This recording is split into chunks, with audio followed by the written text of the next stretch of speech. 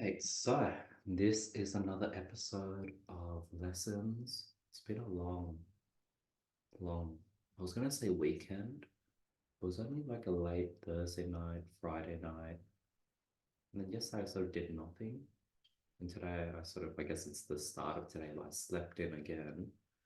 Um, yeah, I've been feeling pretty bad and guilty as I like sleep in, but I don't think that I'm crashing because of the Thursday night and Friday night out, but I think I'm just crashing because it's just been a long week in general. It's been long to a point where I just haven't had a day where I could work or Monday I was in the hospital with my mum and I was there for 12 hours. Like that felt like a while ago. So I've been just trying to really just try to rest, recover, recharge, practice self-love and also just being okay with where I'm at. All right, someone's joining Ether,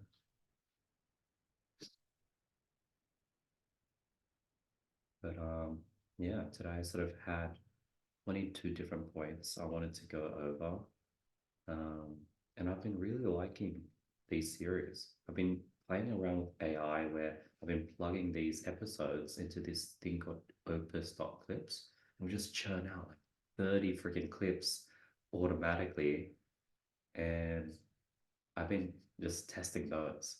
But I think this is a great medium. I'm really like a fan of doing these each week. Ethan, can you hear me? Really good to be here. How are you, man? I'm doing well. How are you?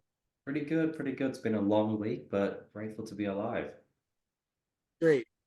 What It's good to be here with you. have you been up to? Great question. I've been building, I think, like we all have. Nice, nice. Um, I'll go through the different 22 points that I've sort of wrote down over the last week, and I'll pause after each one. You can maybe give me 2 cents. Maybe there's nothing from it, and it's just sort of me sharing a point that I've learned, and maybe you can put your 2 cent in things. But yeah, thanks for coming along, man. Absolutely. It's a pleasure. Number one, I was scrolling through Instagram and I saw this clip. There's this anime called Jujutsu Kaisen, and there's this main character named Gojo, and he has like a friend. Can't remember his friend's name, but like they're just these two capable main characters, and I think I've always been craving like a capable close friend, someone that can not only sort of have my back, but someone that I know, like, if I ever died, like, they'd be able to look after my family, my mum, my sisters, someone who can share the weight and the burden of life. I think finding like a close friend that can sort of have your back will take time. And I'm realizing, especially, well, at least for me, a lot of the people that can sort of really share the weight and then have my back are people that are going to be much older, people that are going to be 7, 8, 9 years older than me, just because of where I'm at. And it's going to be really hard to find someone that's, also 25 years old that can really share the weight that I'm carrying each day. And I think this is something that I'm starting to realize and sort of being aware that this is something I want. And now that I know what I'm looking for, I think I can start sort of focusing my efforts when it comes to sort of building friendships and relationships. So that was point number one. Number two, as I've been reading the New Testament and reading Jesus and just seeing what he's gone through, I've been really wanting to just like mirror and inspire. It inspires me to be like Jesus. It inspires me to be this person that, goes around helping people. It's just an inspirational book. And I think Jesus is definitely someone that I see as a role model that I want to learn from, someone that I want to be like and aspire to be. Because, yeah, he's just such an amazing person that 2,000 years later, people are still reading his stories, and the Bible is the most sold book in the world, and he's done something right. And I think fairly so. If you commit your whole life to just helping people like Mother Teresa, you're going to be remembered. So that was point two. Great. And am I? Are we? Are we able to fill in on these? Please, please. Amazing, amazing. I love that you just mentioned about Jesus. I think that a lot of the spiritual texts have some great wisdom to be captured within all of their context, but there is something very special uh, when connected with the story of Jesus and the ability for an individual to carry a message throughout mankind or a section of people, but do it in a way that is not, it's not showboating or it's not putting it in their face, but it's allowing a authentic self to like arise, and then for there to be an exchange of like agreement and acceptance without having to, shove the thing down. I think it's an amazing thing that Jesus shows, even the strength to continue to persevere when I think we don't always have the answer in the beginning, and not much so overcoming, but acceptance in truth in order to make critical decisions forward. I think that's a lot of what I learned from Jesus. And to your first point, can you go back over the beginning part?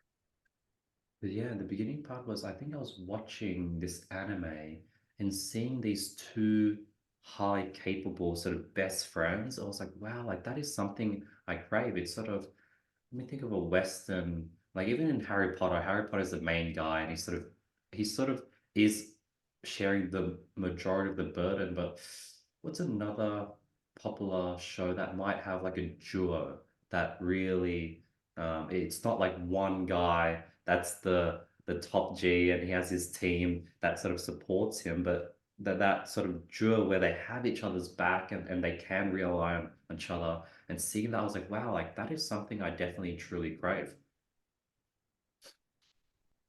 That's a good point. That's a great point. That's such a great point. It's true. In today's society, it's tricky. I think the separating factor. I was just listening to a talk that Sam Ovens did. I'll share this on the side. I enjoy watching inspirational individuals that are leading a sector of say our world to today, like them just talk in the past and then kind of step in their shoes and kind of see like, oh, this is where you were in the moment and this is where I may be, right? So there's some things aligning there.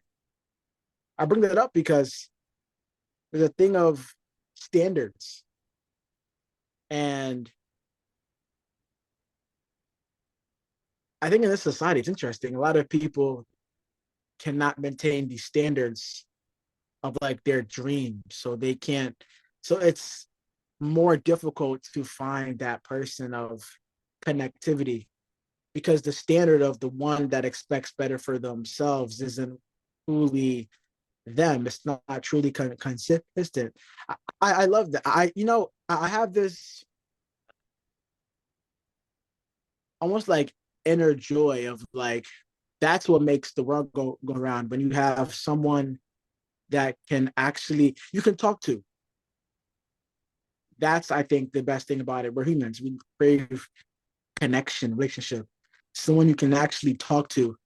And then, the main character aspects, that coming into like an intellectual level and a more deeper understanding of the essence around creativity. I think it's very it can shape someone's standard, I believe. Mm-hmm. Great. But that's just my feedback. Yeah. Yeah, thank you. I had 22 notes. We'll go on to number three. something that I learned, I think maybe I was watching or reading a tweet, but as the governments print money and inflation occurs, from the employees at the employee's perspective, your salary sort of does creep up and your salary does increase, and you're like, oh, cool, like this is so cool, like everyone's getting a salary bump 10% each year. But people don't also realize that like the tax brackets stay the same. So now you're actually creeping up and going up the tax bracket, and now you're going to give up a larger percent of your income towards tax to the government. And that's something I didn't think of. I was like, wow, like that is pretty genius of the government in an evil sense, I guess, or like in a making more tax sense. It's like, huh, we can print a ton of money, and then obviously inflation, that's a whole nother topic. There's a bunch of other negative things that happen. You get taxed more because the value of your money is worth less. But not only that, you're like, even though your salary is increasing, you think that's a win. Now you're creeping up the tax bracket and you have to give up more of your money. So like as an employee, you just sort of you're like getting poked and stabbed on all angles. I think that's a great point as well. Yeah, I think there's so much to learn from like governments printing money, and it's nice to watch because the more that you learn about the history, that nothing truly changes, and that the rules have been the rules, and the rules stay the same no matter the thoughts towards the rules. And it's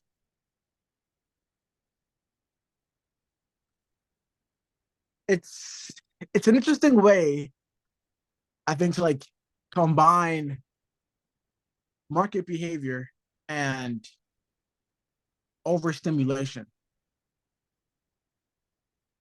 And I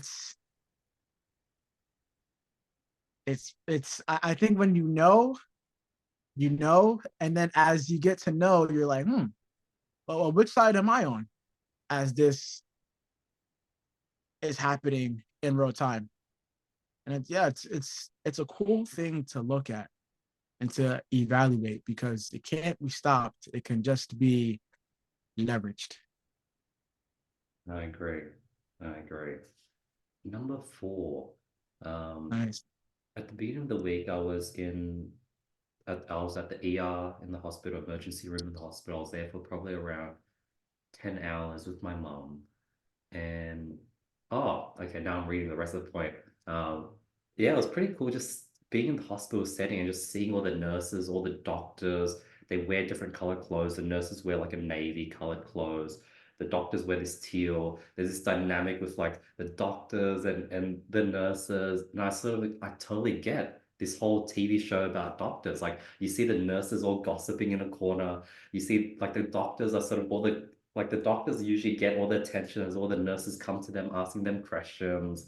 And like the whole drama, the whole like nurses being hot and the doctor being like all the guy that all the nurses want to try to get. I was like watching it. It's like I a was lot like, of whoa, moving. like this is like a legit TV show. And being there for 10 hours and going all to different rooms from like the triage with the hospitals to going behind into the sort of temporary holding place for more longer term stay to seeing how they have 10-hour shifts and all the doctors it's like wow, like I get it now.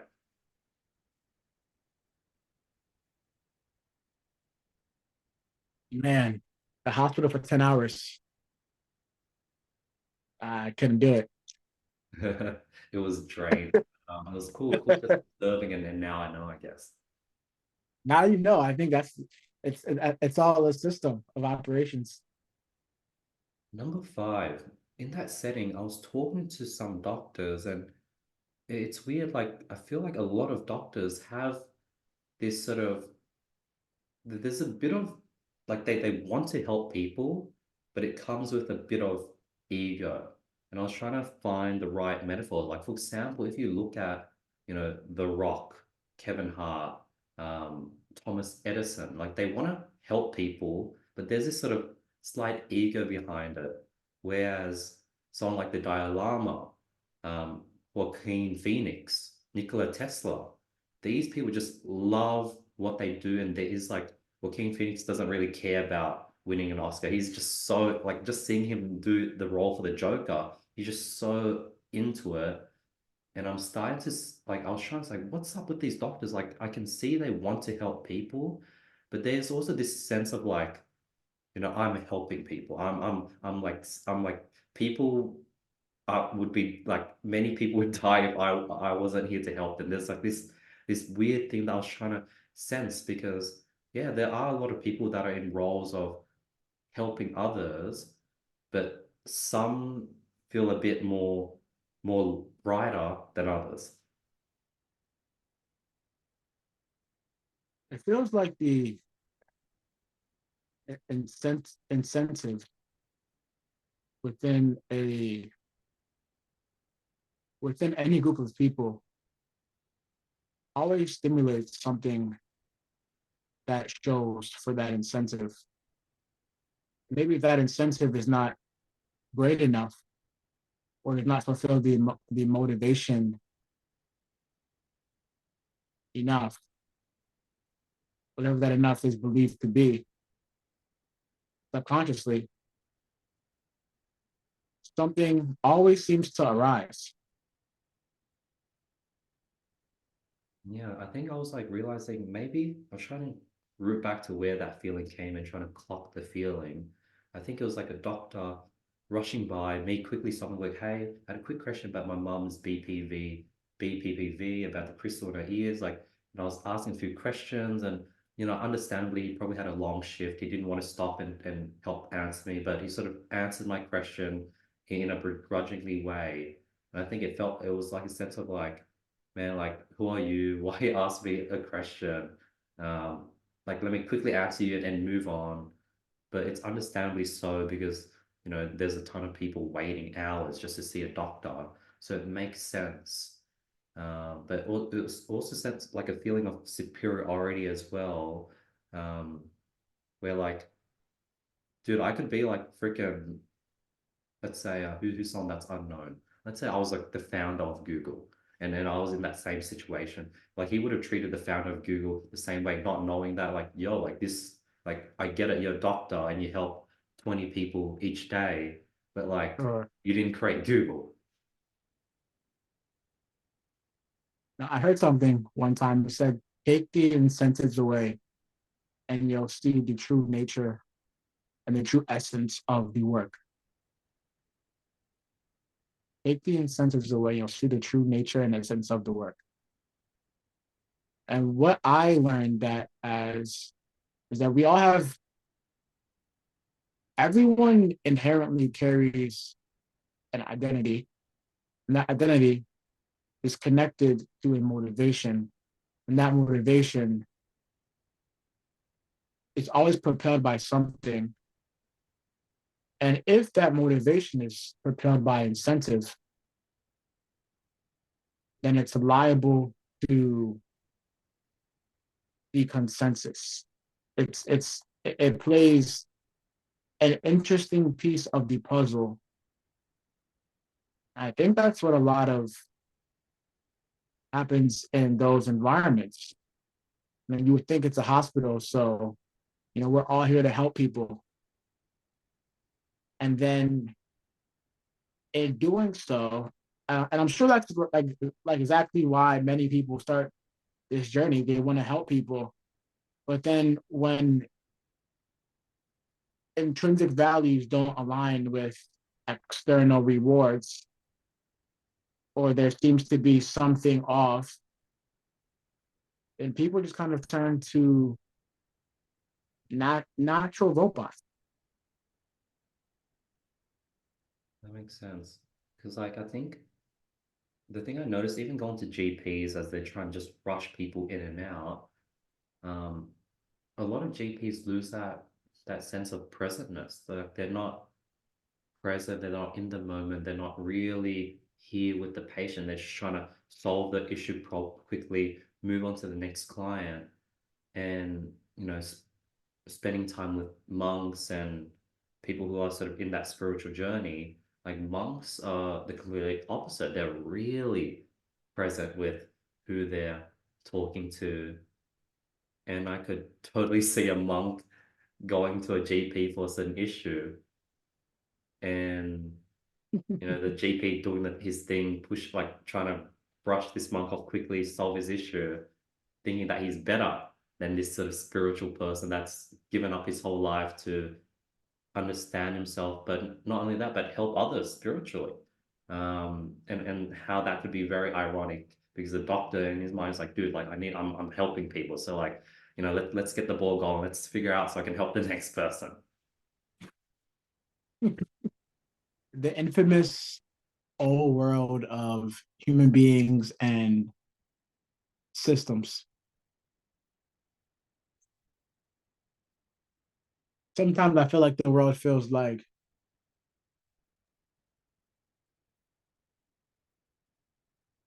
have you ever seen that movie Terminator? It feels like Terminator. Like the world sometimes feels like the Terminator. Everyone around, especially at an interesting point of like growth, everyone around feels like a robot. And then you sometimes feel like the human out of the robots, and you're like, wait, do you not see what's going on here? Do you not see what's going on here? Is it only me? And then you start to kind of think like, who am I and who are, like, where is this disconnect? But I think it all boils down to one thing, and I think more than ever, I think happens to just be that intrinsic motivation. Is it really to help people, or is the incentive behind what is driving the individual to perform these set of actions for a certain amount of time? Yeah, and I think this greatly follows up to my point number 6 that I wrote down. It's like that next day, it was Tuesday, I was talking to a friend, and I was in a very sort of impatient, like clickety, like, okay, if that's the issue, this is the solution. I was like low key just sort of telling him what he should do as he was sharing his problems. And I was sort of like very like just like just like and I think that carried on because the previous day being in the hospital setting, I'm having to understand what's happening with my mom, talk to all the doctors, talk to the nurses. Hey, you said that we'll get her on a drip. How come we're not getting her on a drip? What's the deal? Oh, we want to do a CT scan. Okay, let's do a CT scan. Oh, but Mrs. So I'm like on top of things, and I'm getting to know all the nurses or the doctors. And even prior to that, like even when we first talked, I was slowly in that state of like, okay, nice to meet you, Ethan, tell me your story. What's the deal? How can I help? Like I was in that very sort of go, go, go state as I was talking. I was Sure. basically those GPs just trying to push people through, ironically. And after seeing how I was talking to that close friend that next day, I was like, and he sort of called me. I was like, dude, like, I think what you're saying isn't right, but I'm gonna, let you keep talking. Um, and like, I was like, man, like, fuck, like that I wasn't a good friend on that call. I wasn't as present as I wanted to be. I wasn't listening. I was, for some reason, just impatient, angry, and he sort of understood so because I was, I had a long week prior.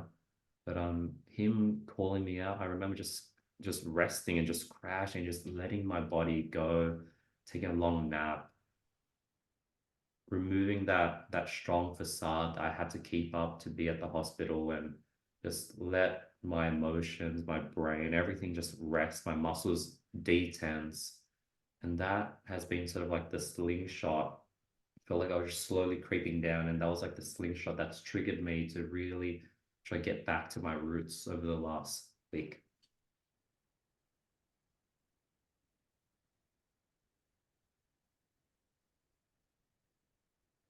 I think that's super important about getting back to the roots. Almost like the roots somehow ground us to who we really are. From it kind of felt like a subconscious reality, like a subconscious reality of like everlasting creation. And when the conscious self can visualize or observe another part of the conscious self, and then you have like a moment of like reflection, which I think the great ones do. It's always like this interesting, yeah, it's always like this interesting feeling of like a flush. Like it feels like flush. But I think that comes from a deep sense of not aligning to society's way of conforming to what is not truth. I don't think the opposite of truth is false. I think it's like a perspective of how one is looking at the and looking in the frame, like from which direction they're looking at the frame, but then also from like the understanding of which they are that they use to then act and look at the frame.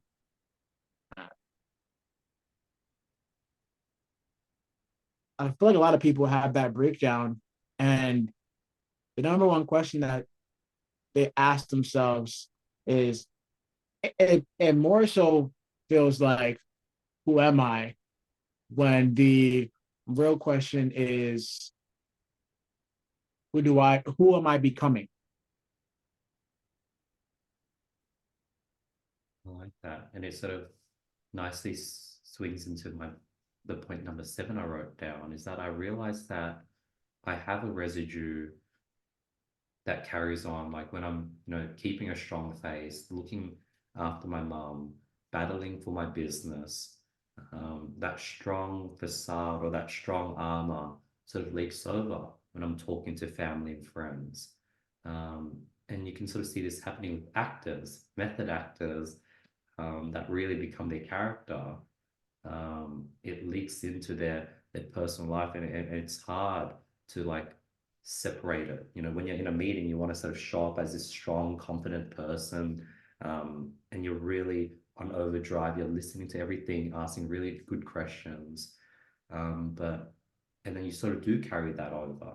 But when you're talking to family and friends, like you're not meant to be in that state. You're sort of more meant to be in an emotional state of sort of the mirrors, the walls are down. You're just being yourself, and that's what your friends are your friends for. Like they're your friends for that version of you, not the strong warrior that's trying to take over the world version of you.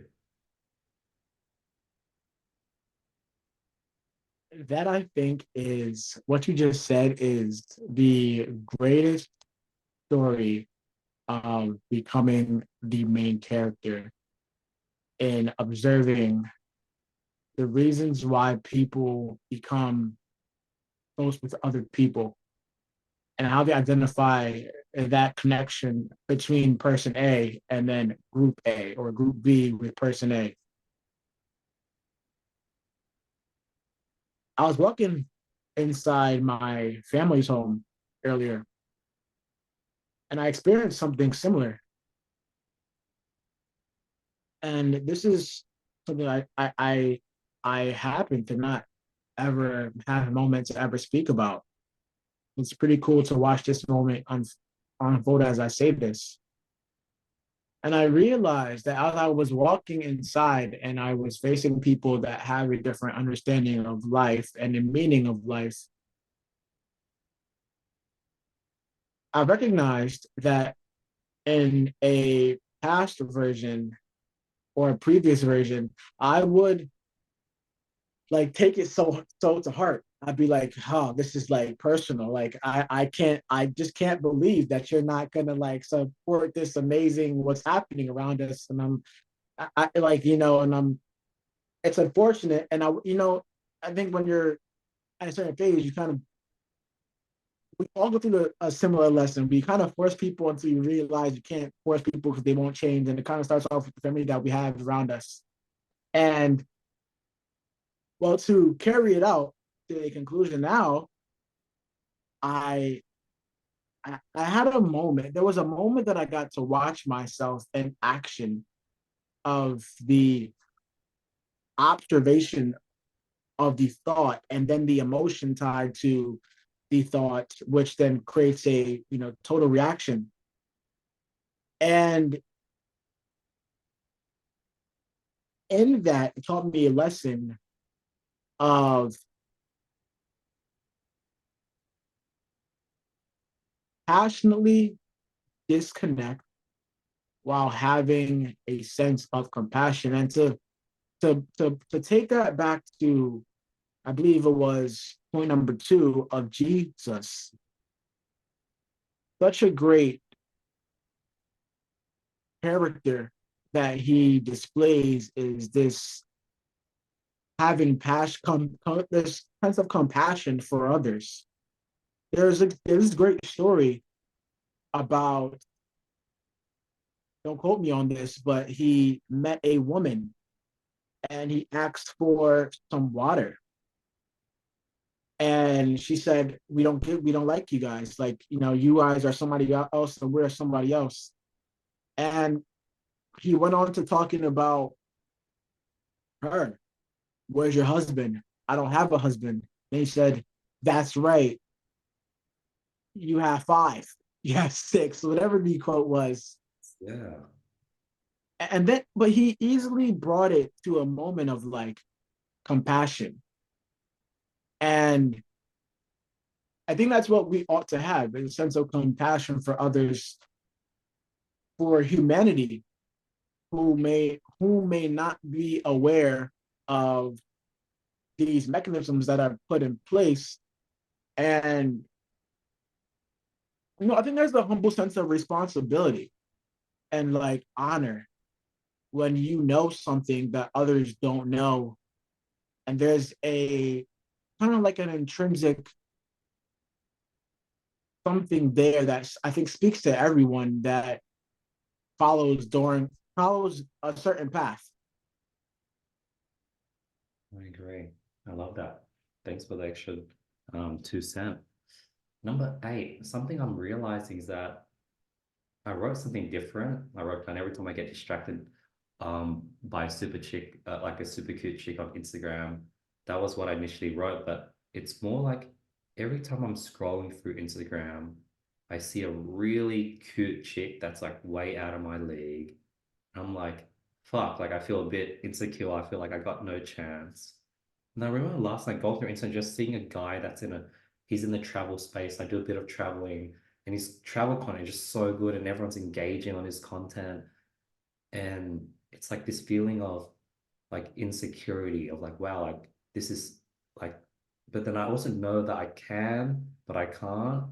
Um, and I think what I wrote down was like, I need to remind myself to double down on me because that's what I can control. Like, I can't control if this chick is going to like me. I can't control if someone's going to like my version of that same travel content or the stuff that I do because I travel in a unique way. But what I can control is just sort of doubling down on me. So all that anxiety, all that angst, all that thinking like, man, like that's not achievable, that person's never going to like me. Like that can go on forever. And that's something I can't control at all. But if I direct all that energy just towards myself and just me doing me, that is something I can control. And I think if I just focus on me, the tables naturally turn.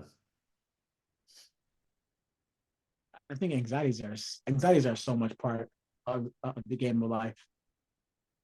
I think a lot of guys can relate to like seeing that cute girl on Instagram, be like, dang, like you feel like she's out of a certain sense of league.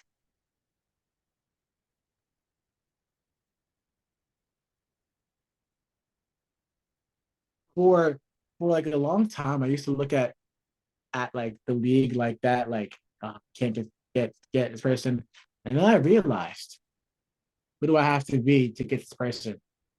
And then it brings one to an interesting path.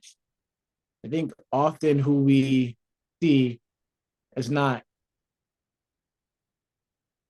really who we are in a sense. And it's an interesting of like, what do you have to give up to be that kind of person that attracts or is with that? You know, I think everyone has their bread and butter, and there's something great about that too, man. And I think women are really like a enhancer of any man's his capabilities wearing his cape. Yeah.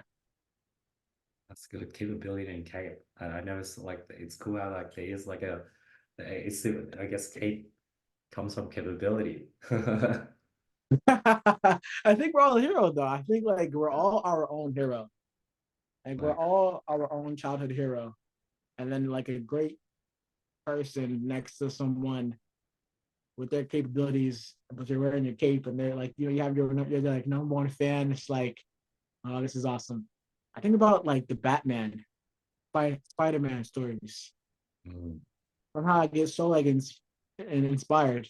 Like, how come Batman never was on on Instagram and was scrolling down his Instagram and then found his, why is it always like this? So I get really inspired by those stories too. Yeah. Yeah. I definitely love those hero stories. Yeah. Number nine. Yeah. Something I want to practice is I want to switch off with every single second I am alone with family, with close friends. Um, Usually these calls I'm sometimes on my own, sometimes with friends, but switch off and sort of have David Goggin calls them micro rests. When he's washing the dishes, he has a micro rest. But what I think it is, it's sort of just like switching off, being me, feeling how I'm feeling with every spare second I have, so that when I do shop for friends or when people do need me, I can switch on and be there, like be there for them in that moment. But when I don't have to be, switch off and so start recharging. Mm, that's a nice, healthy way of living or being. As you were saying that, I was getting this refreshing feeling of like aesthetic, simplistic, fresh air, space, clarity, inner joy, inner peace, vitalizing. Like it's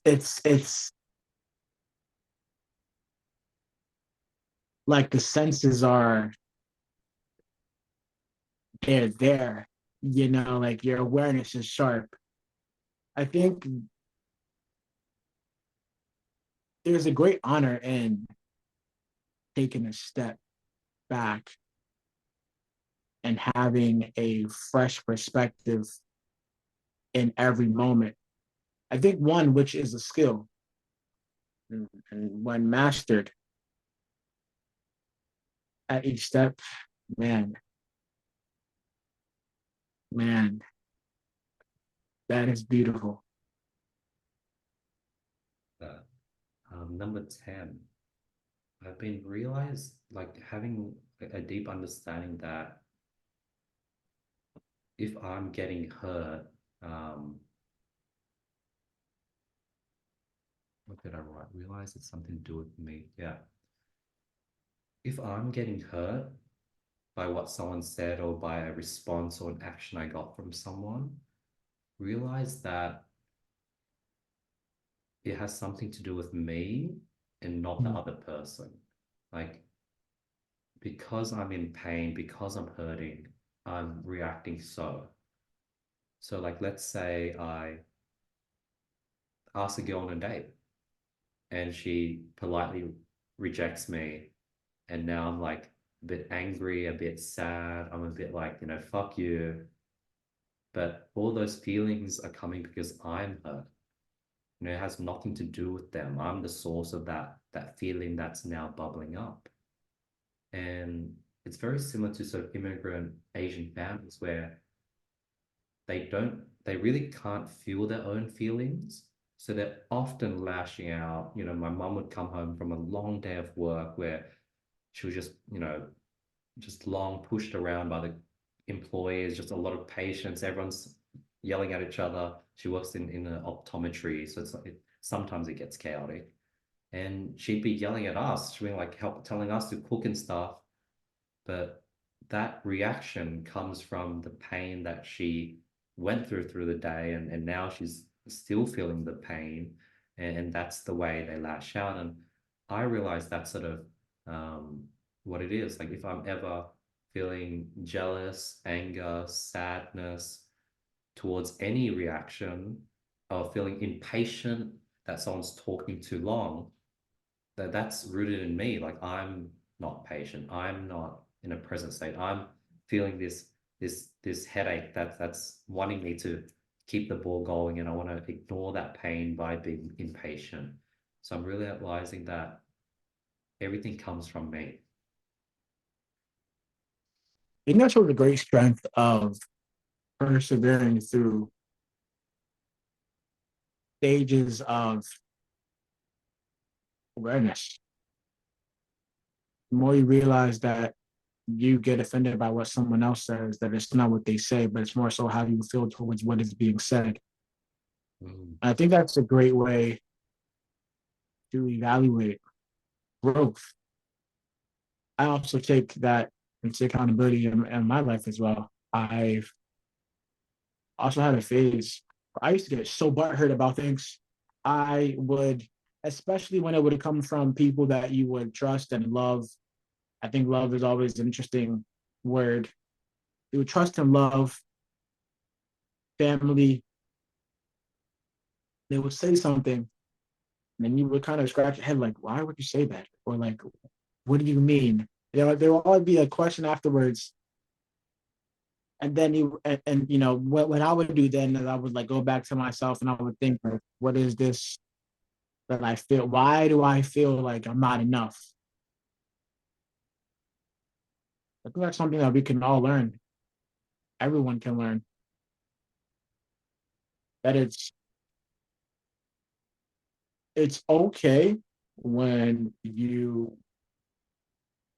realize that it's more so a reflection of you, a reaction of the self, and it gets better when you like transcend that self to another level or perspective and engagement per se. great. And it nicely follows into my point 11, where when I'm getting angry or feeling some type of way towards someone, I try to clock how I'm feeling first before saying or lashing anything out. That's something I've been practicing more and more. If I feel any type of way towards anyone, feel what I'm feeling and where I'm at, and see if I'm hurt, see if I have a headache, see if am just down and out. And if that's the case, then sort of take it with a grain of salt, or really just clock it and reply with that, like, hey, I'm pretty tired at the moment, so I don't have the best response. But right now, obviously what you're saying hurts my feelings a bit. And I think that might be just because I've had a long day. And if I say that, usually the response I get is a really nice response. I think all humans need a time to just focus on what they feel, have like a nice solid process before acting. Save everyone so much time. Number 12 is something I've always also been realizing is that craving is rooted in wanting to escape a feeling of pain. Like me craving to call a friend, me craving to open up TikTok, me craving to click on that notification logo on your messenger that says you have 3 messages, and I want to click on it and see who's messaged me. All these craving, me craving to play some music, It's me trying to escape the pain of, say, feeling lonely, the pain of this task I'm working on is very difficult, the pain of, hey, like today I've procrastinated and I haven't done anything and I feel very inadequate. Um, all these cravings is me trying to escape that pain of those things I mentioned.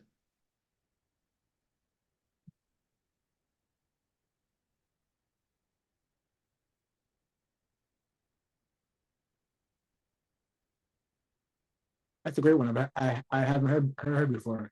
Cravings or the escape of something. And I guess if I were to reword it, if you are in a very strong position, you are like at your 100%,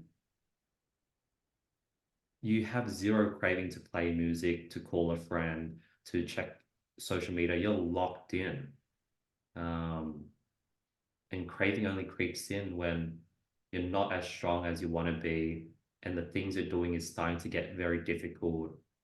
Um, and now I'm thinking, is it difficult because you're just in a weaker state, or is it difficult?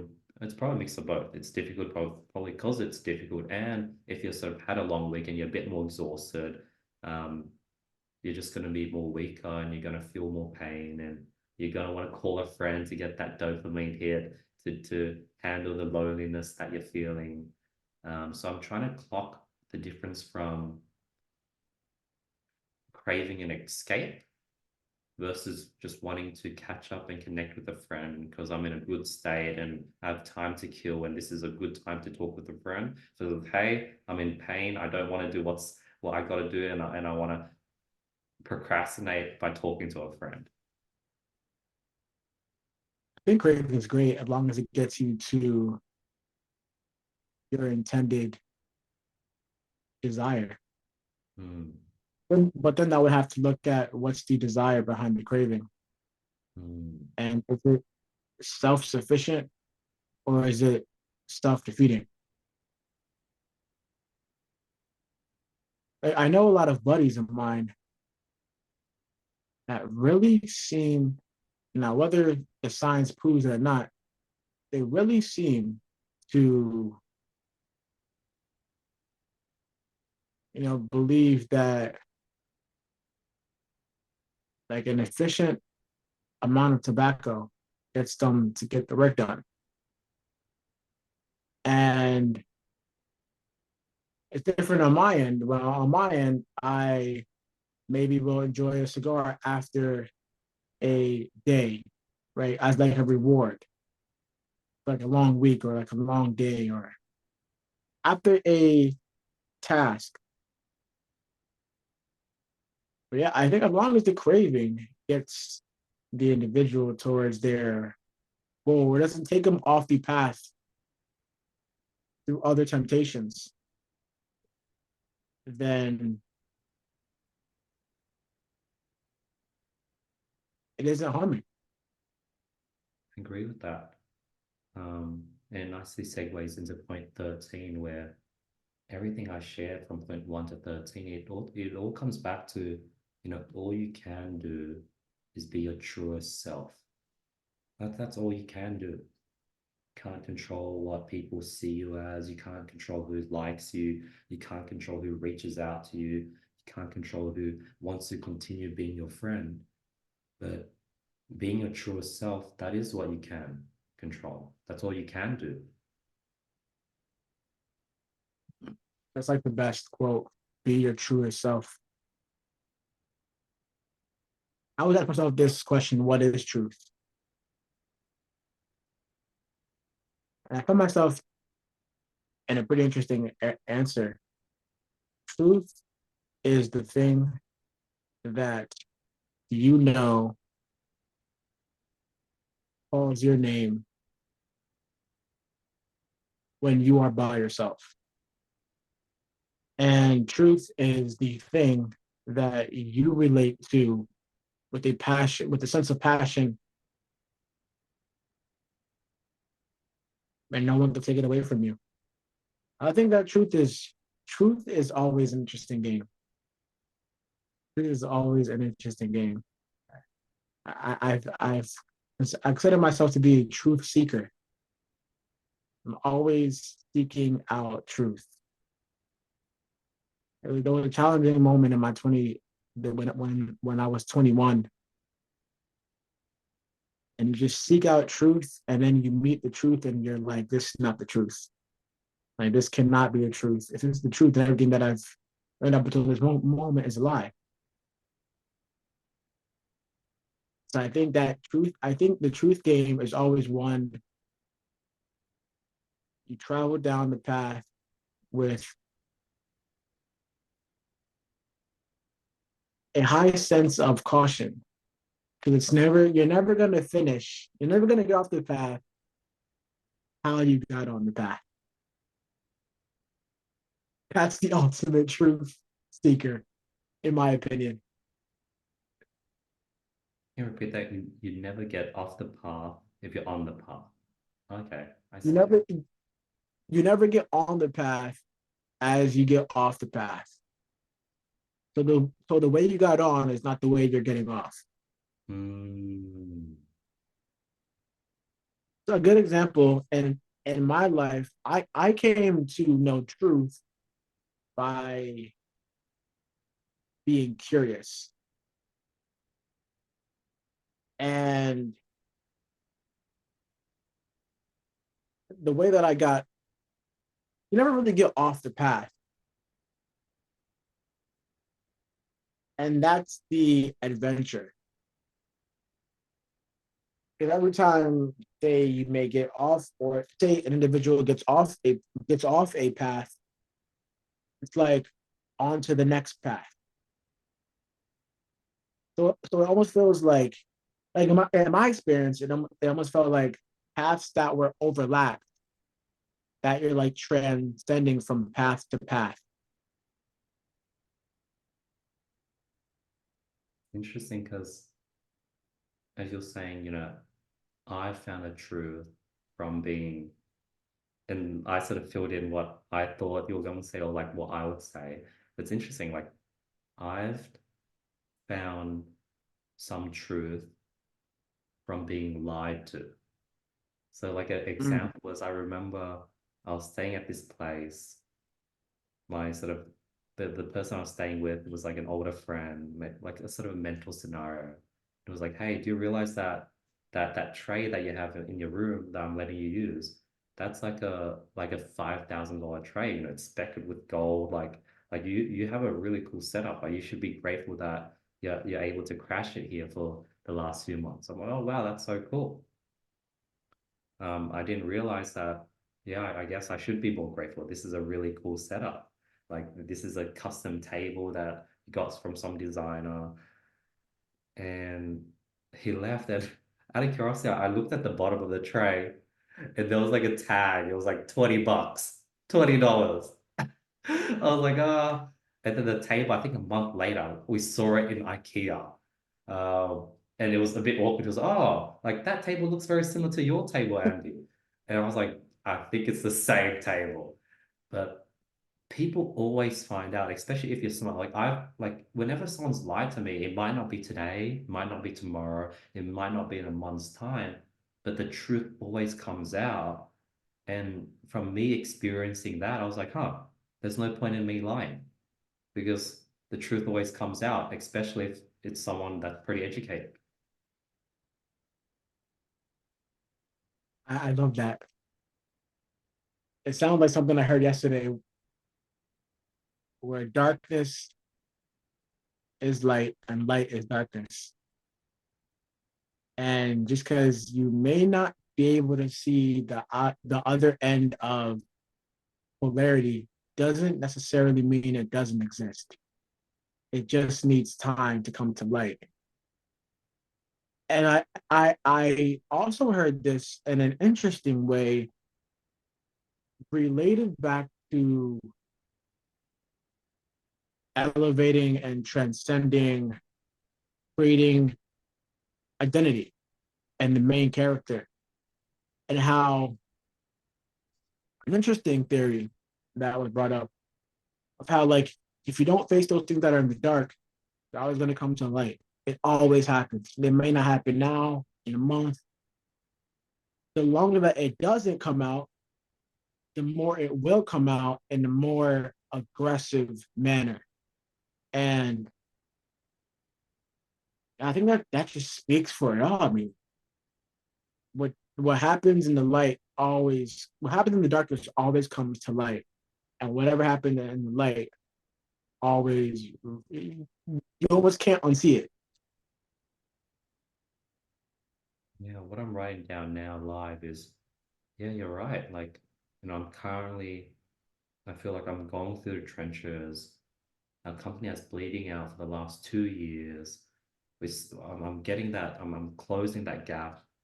Um, and man, it feels like it feels never ending. But sort of the perspective shift of, hey, the light's gonna come. It might not be today, it might not be in a month's time, it might not be in a year's time, but it's eventually gonna come. Not only that is the longer you've been in the dark, the longer the yang to the yin is gonna be. It's gonna balance that out. So that perspective shift, now it's like, oh, if I the longer this is, the better actually. The longer this tough period is, it's like a shift to see it as a positive thing versus like this feel like this never-ending thing where I can't see the light at the end of the tunnel. To there has to be a light at the end of the tunnel. There's a yin to the yang. But not only that, the longer the darkness, the longer the light. So that's a nice perspective shift you brought up. Yeah, and I think that there's something to it, and and what it really comes down to, I think, is like that sense of choice. I think like that's like the entrepreneur game right there. It's like, a lot of people find themselves, a lot of entrepreneurs find themselves in the dark for so long, where they're like wrestling in the dark and they're, crafting great ideas in the dark. Then I think where it goes to like the light, it's always when that decision is made in the darkness of like, now I'm gonna take this and I'm gonna put it on the stage and I'm gonna see what other people have to say about it, aka the feedback from the market. I'm gonna test out what I believe. I think there's also a downside that a lot of people are in the dark for longer than they have to be. And a deeper downside may be like people sometimes are in the dark just because there is a lack of awareness, which Great. all of those things can be just with a form of education or knowledge, Mm, applied knowledge. mm. Point number 14 that I wrote down, something that now I'm trying to, maybe I'll start using, is that I can really tell if someone's cool if I want to spend one-on-one time with them.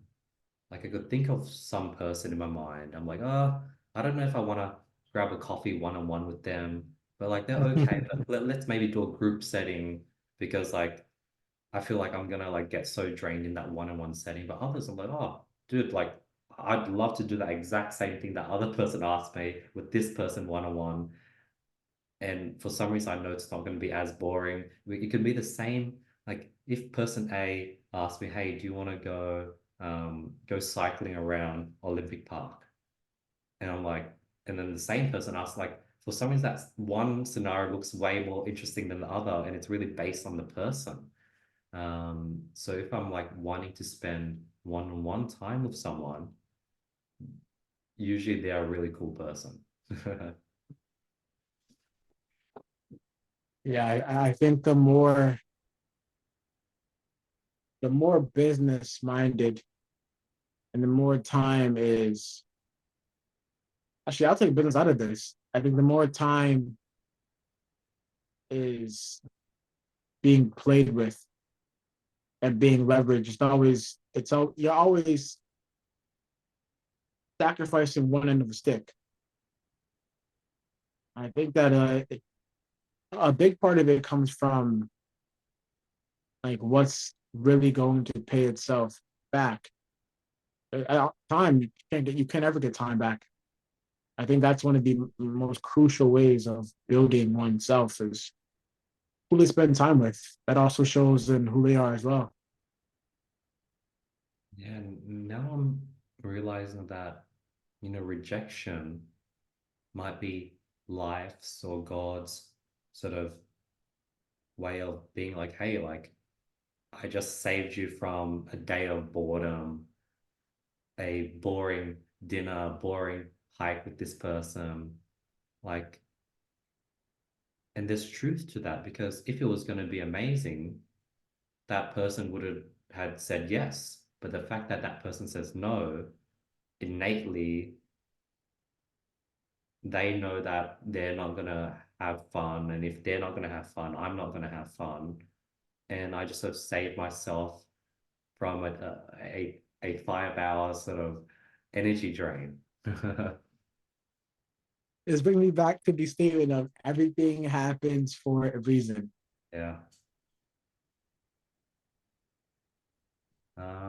Yeah, this was a cool session. I sort of try to keep these to 60 minutes. Thanks so much for coming on, Ethan. I think I had Absolutely. like eight Pleasure. other points, but I'll pin those for my session next week. But this was fun doing it with you. Thanks for coming on. Great. I'm glad. I'm glad. Our other candidates also on here as well. So the participants, they're auto AI. So like some of them have this AI thing that like goes in, list records it, but like it was Well, just me that's using oh, it. that's cool. That's cool. But I think I've done this might be episode 7. I think 4 out of 7 I've had a friend come on. And I think those 4 times has just been one-on-one. So I haven't had a scenario where two people came on, 3 people. That hasn't happened. I'm curious to see. I was gonna be like, oh, what should I do in that setting? But I'm just gonna let that scenario happen and we'll play it by ear and I'll figure out what works. Um, but yeah, I've been really enjoying these weekly sessions, and it's a great way to connect. Like now we've connected, and this probably would have been this feels way better than us having booked in another 30-minute chat over Calendly. I agree. I agree. It sounds like you're on the way to providing a lot of people a great way to listen in. Mm, I think that like it's awesome to be able to share these conversations out loud. mm, Then other people get to hear these conversations or kind of get in on these conversations. Thoughts that are just we're just aware to share them. mm. And people kind of, oh yeah, I can relate to that. I think you have a lot of people. So this is definitely a great idea. I commend you. I'm Thank glad to be here. And it's a great way to attract like-minded people because I'm going to be sharing things that are on my mind, and this might be super boring to a large population of people, and it automatically filters out for those who are like-minded. And before calling this lessons, like it was going to be called finding friends, cultivating community, or building a tribe, because that's sort of what the initial goal was. But I was like, huh, like if I do this for 6 months, 12 months, eventually I'm going to find friends. And I don't want to keep the title the same if I've already found friends. I was like, let's do lessons, something that can go on forever. Um, and something that doesn't feel like it, finding friends seems like you're always finding, always searching. And, I'm not going to be in that state forever. So there, now we have lessons. It's a good way of saying working smarter and not harder. And I think that like defining friends, it's lasting is perfect name. Like it's such a solid name for people to listen in and retrieve Mm, lessons. I couldn't agree anymore. I think it's a different angle with lessons than it is of finding friends or building a tribe. mm, I just wrote down in my notes.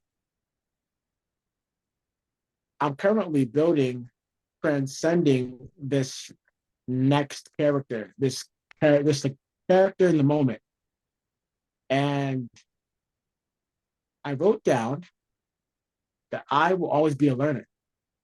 Why mm, not just stay a learner for life? In each level, I'm like always learning. So I'll invest and then I'll learn.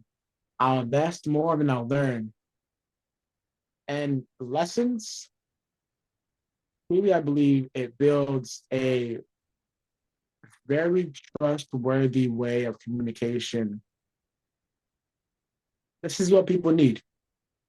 This reminds me of a guy. His name is Naval Ravikant, Mm. and I'm sure you've heard of his his like projects as well. And it's like in a similar fashion. It's having an open-ended conversation with an open mind and full transparency, and allowing the best, allowing the truth to get in test of time through the lessons, so that they can and so that they can transcend the experience. And it's always really interesting how it all happens. This is a great way. Again, I commend you. I'm so glad to be here. Thank you, Ethan. And I do realize, and I sort of remind the friends that join on that this has been sort of a selfish medium where it allows me to talk about the things that I've been thinking about and have people come into my world. And that usually when I am in a one-on-one setting or if I'm catching up with a friend, I try to make it all about them, hear what they've been up to, ask them questions about their thoughts and their concepts.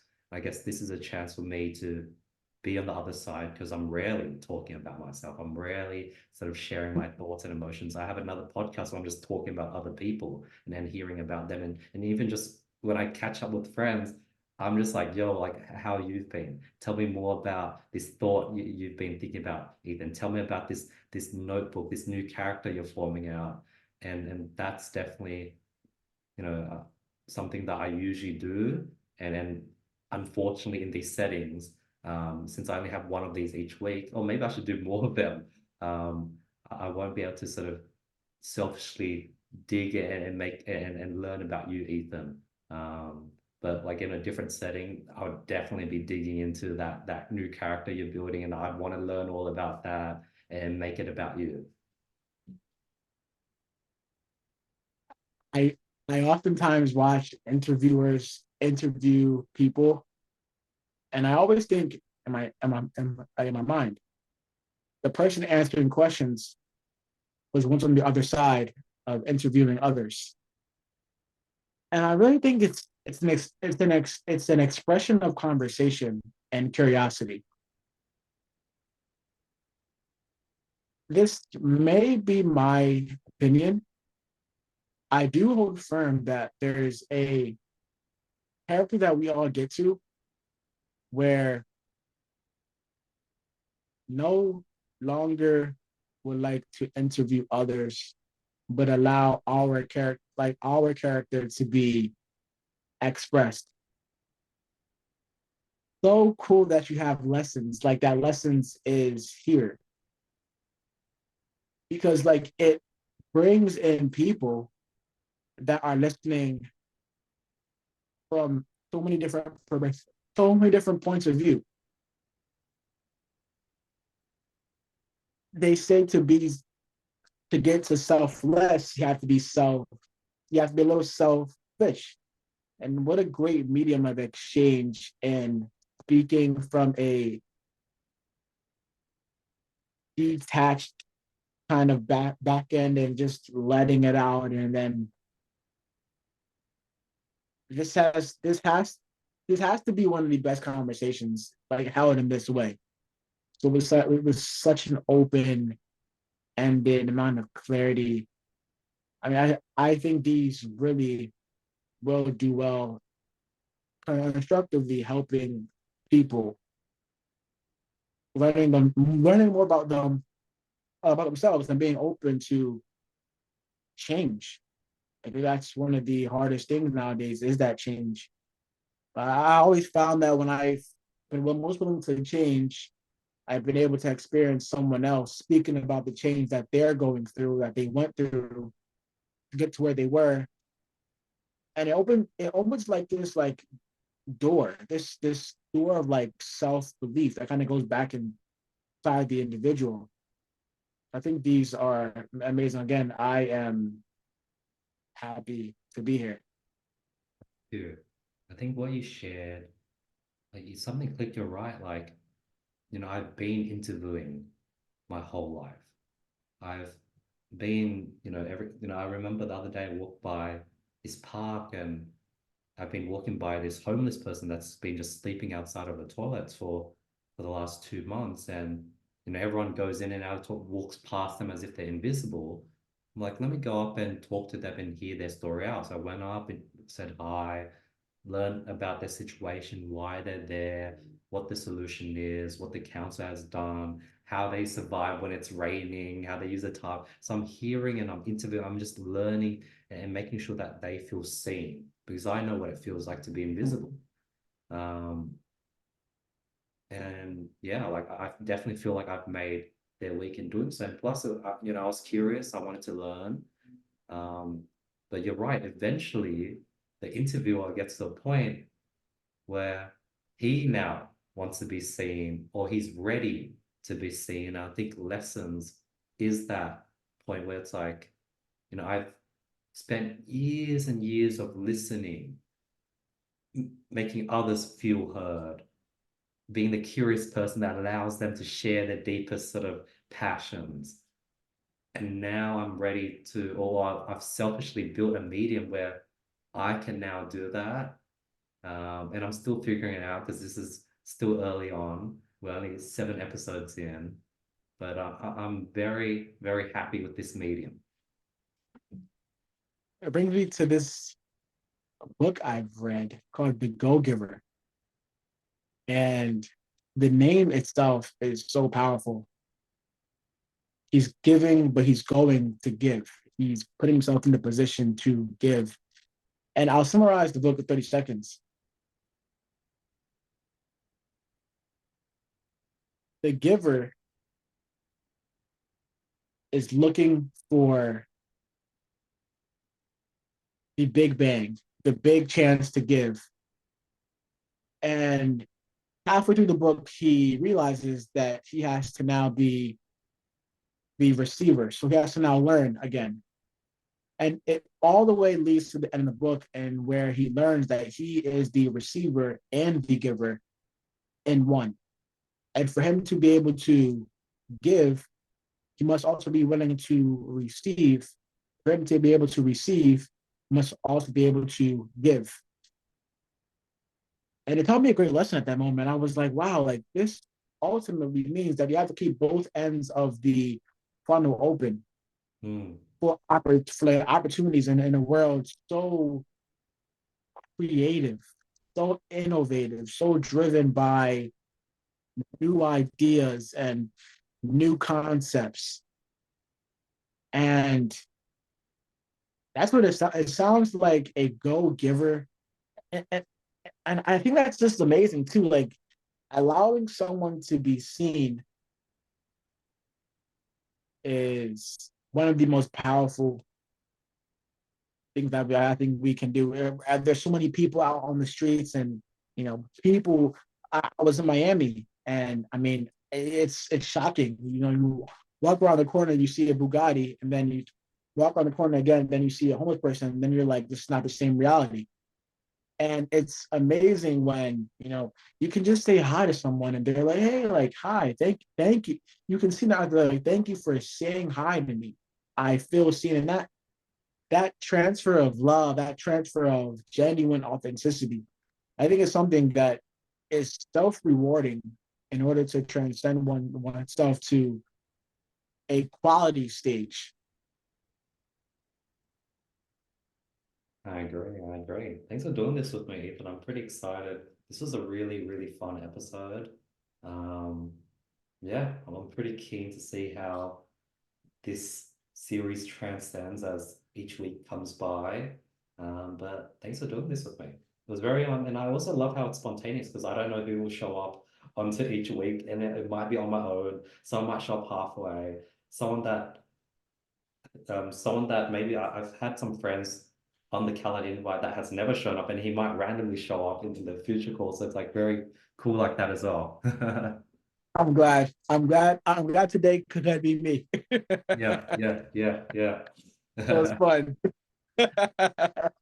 Have a beautiful Sunday. I know it's Sunday over there. And then hope you have a beautiful upcoming. No, it's for Saturday night. So It's Sunday's Saturday night tomorrow. over So here. you still have the whole Sunday. And yeah, we'll keep each other updated, and then I guess we'll connect soon. Indeed, Andy. It was a pleasure. Likewise. Have a Take beautiful care. night. Bye. As absolutely. You too. Cheers. That was a fun episode.